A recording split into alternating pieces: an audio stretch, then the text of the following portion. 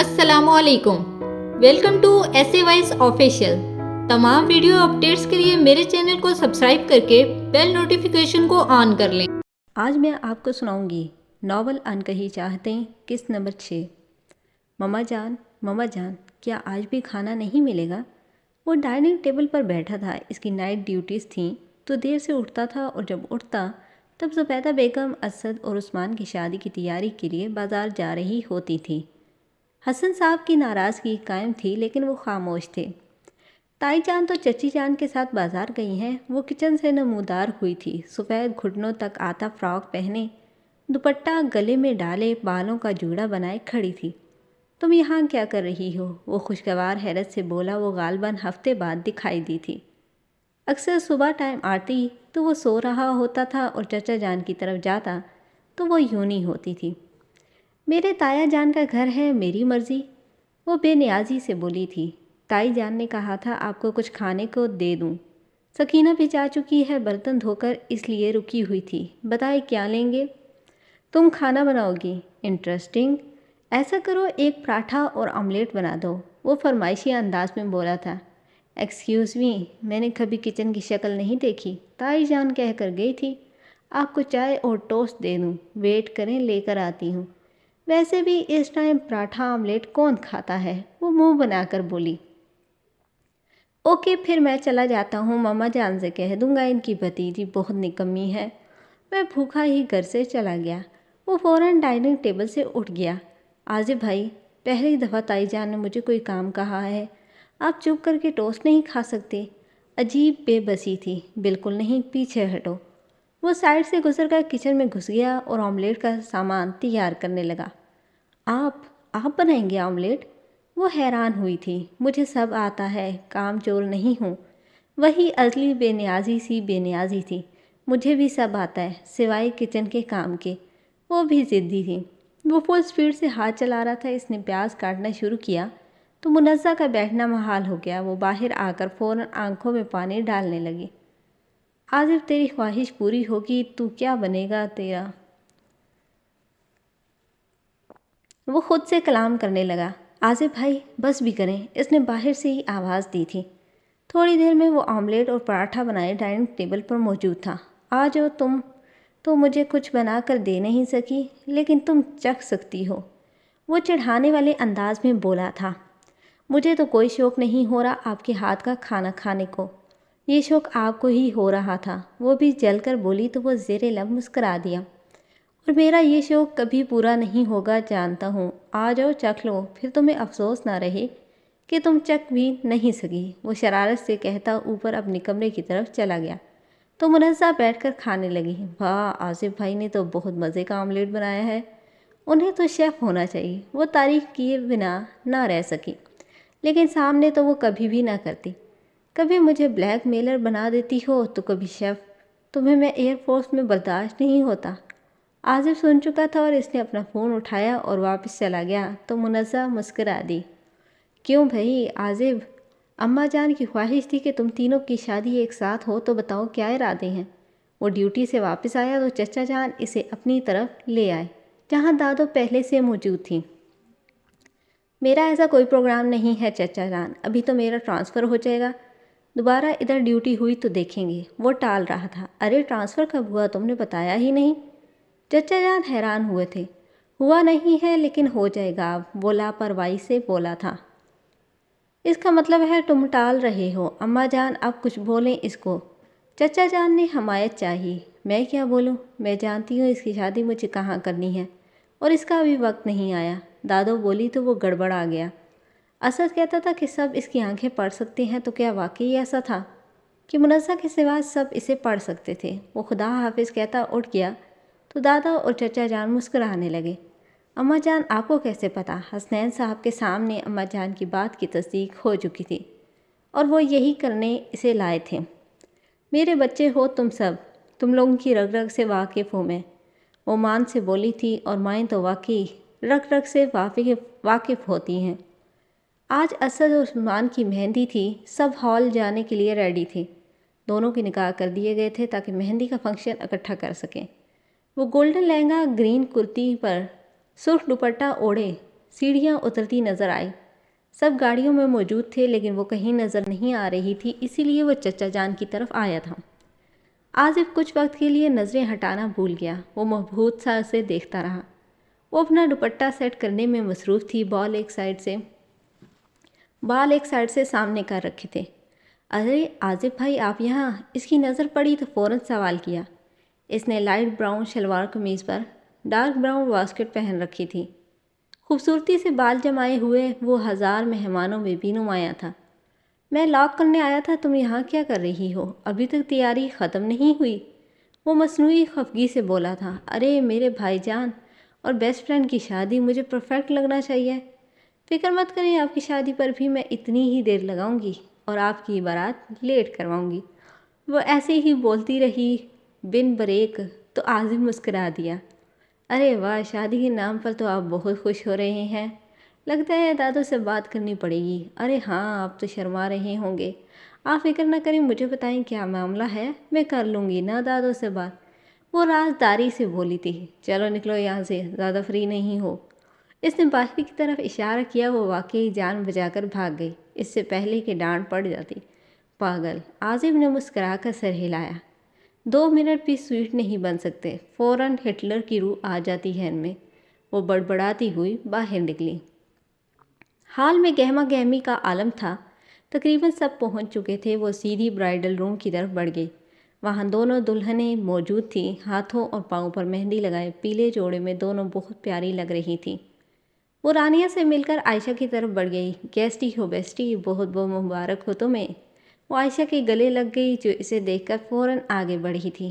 میں تم سے ناراض ہوں، کب سے یہاں بیٹھی ہوں اور تم اب آ رہی ہو، وہ منہ پھلاتے ہوئے بولی تھی۔ ارے میرے بھائی جان کی شادی ہے، اتنا ٹائم تو لگتا ہے تیار ہونے میں۔ دیکھو میں کیسی لگ رہی ہوں۔ وہ کھڑی ہو کر اپنا ڈریس دکھانے لگی۔ اوف، آج تو تم میرے بھائی کی جان لے لو گی۔ اس کے منہ سے پھسلا۔ کیا مطلب؟ وہ حیران سی اس کے قریب بیٹھ گئی اور چور نظر رانیہ پر ڈالی، لیکن وہ اپنی دوستوں میں لگ گئی تھی جو اس کے فوراً بعد اندر آئی تھی۔ کچھ بھی تو نہیں؟ اس نے ایک دم سنبھلنا چاہا۔ وہ کبھی بھی منزہ سے کچھ چھپا نہیں پائی تھی۔ میں سچ سننا پسند کروں گی، وہ مصنوعی خفگی سے بولی تھی، لیکن اصل میں وہ پریشان بھی ہو گئی تھی، جیسے اچانک بے چینی ہو جائے، بے حد غصہ آ جائے۔ تم سے جھوٹ بولوں گی تو تم 1 منٹ میں پکڑ لو گی، اس لیے میں کچھ نہیں بول رہی، سچ سننے کے لیے انتظار کرنا پڑے گا۔ وہ حتمی لہجے میں بولی تو وہ چپ ہو گئی۔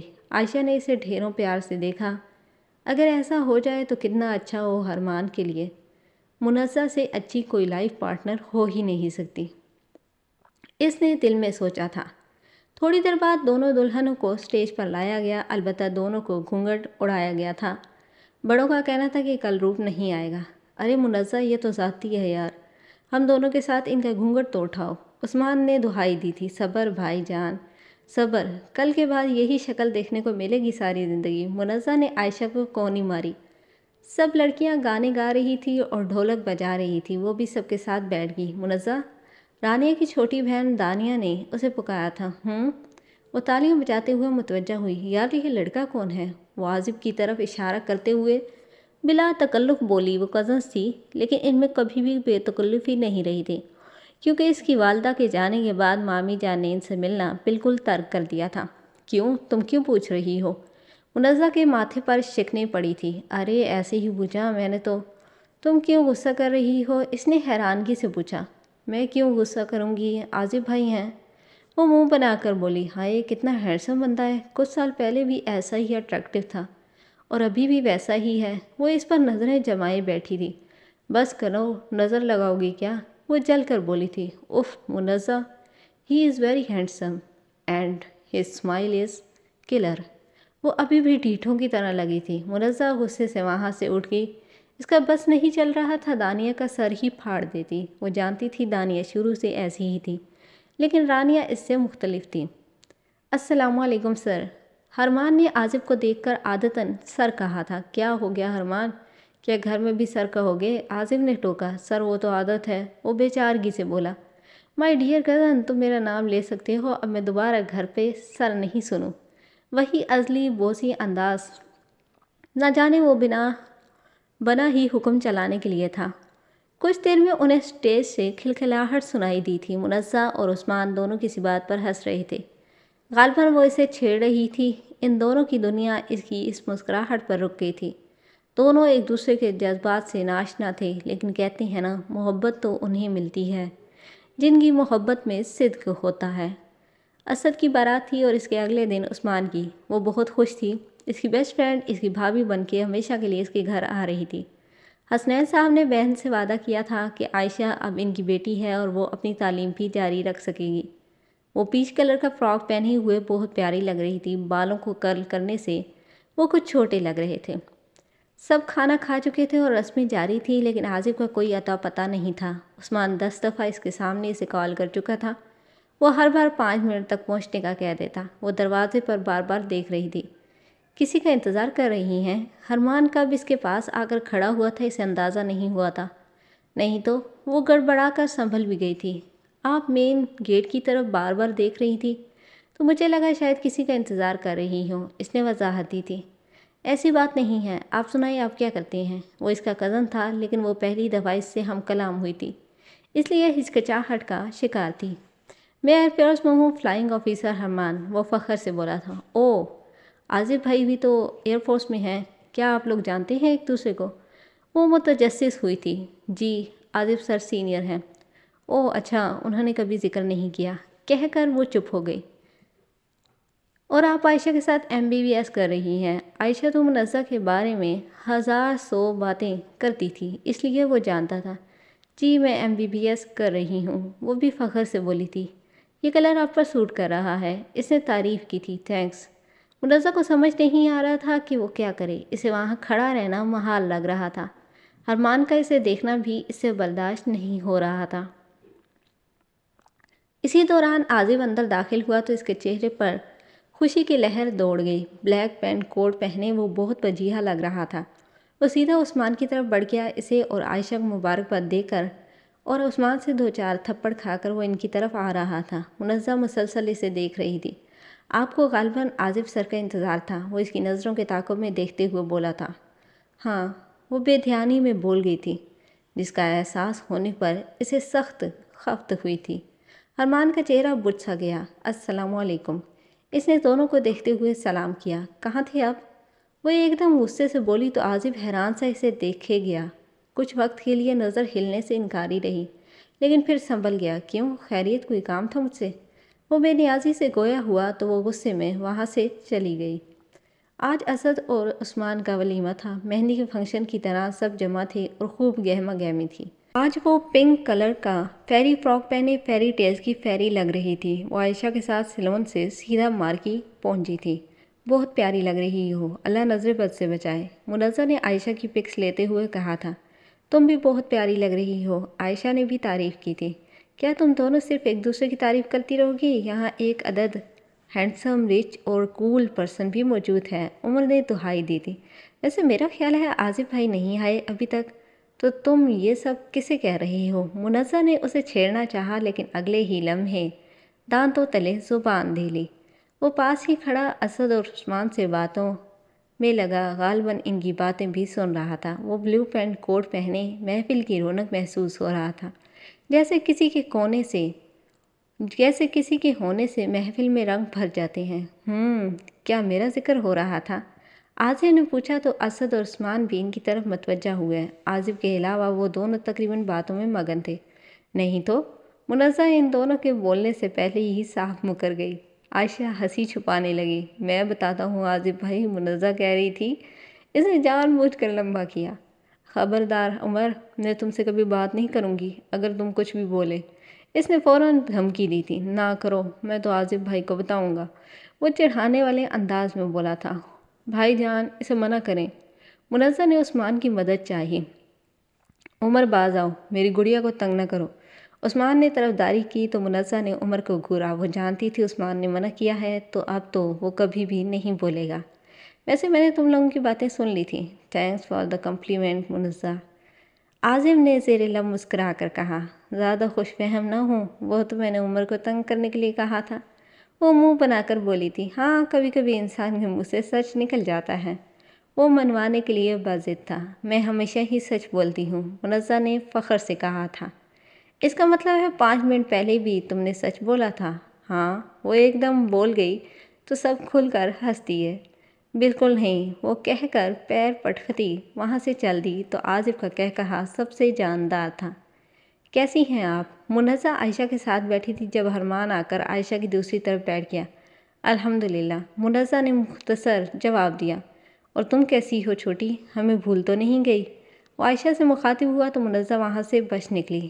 کیا آپ نے بات نہیں کی منزہ سے؟ عائشہ نے تجسس سے پوچھا۔ کہاں یار، وہ مجھے لفٹ تو کرواتی نہیں ہے، 2 منٹ بھی بات نہیں کرتی اور ادھر ادھر چلی جاتی ہے۔ وہ بے چارگی سے بولا تو عائشہ مسکرا دی۔ وہ ایسی ہی ہے، دیکھنا سوچ سمجھ کر بات کرنا۔ یونیورسٹی میں کافی لڑکوں کو تھپڑ رسید کر چکی ہے، اب تو بیچارے آپ ہی بول کر گزر جاتے ہیں۔ عائشہ یاد کر کے ہنستی گئی۔ پھر تو مما ہی بات کریں تو بہتر ہے، وہ منہ بنا کر بولا تو وہ کھلکھلا کر ہنستی۔ کچھ دیر بعد منزہ سب کے ساتھ فیملی سیلفی بنا رہی تھی تو عازب کو تلاش کرنے لگی۔ سب موجود تھے سوائے اس کے۔ یار یہ عازب بھائی کہاں ہیں؟ منزہ نے عمر کو دیکھا تو پوچھا۔ وہ دیکھو رانیہ کے ساتھ۔ عمر نے ان کی طرف اشارہ کیا تو دانیہ عازب کے ساتھ مختلف پوز بنا کر سیلفیاں لے رہی تھی۔ منزہ کو ڈھیروں غصہ آیا تو وہ منہ بناتی وہاں سے چلی گئی تو عازب زیر لب مسکرا دیا۔ وہ جو دانیہ کے اصرار پر بھی سیلفی لینے کو تیار نہیں تھا، اسے دیکھ کر جان بوجھ کر راضی ہوا تھا اور دل میں دعا کر رہا تھا کہ وہ اس طرف دیکھے۔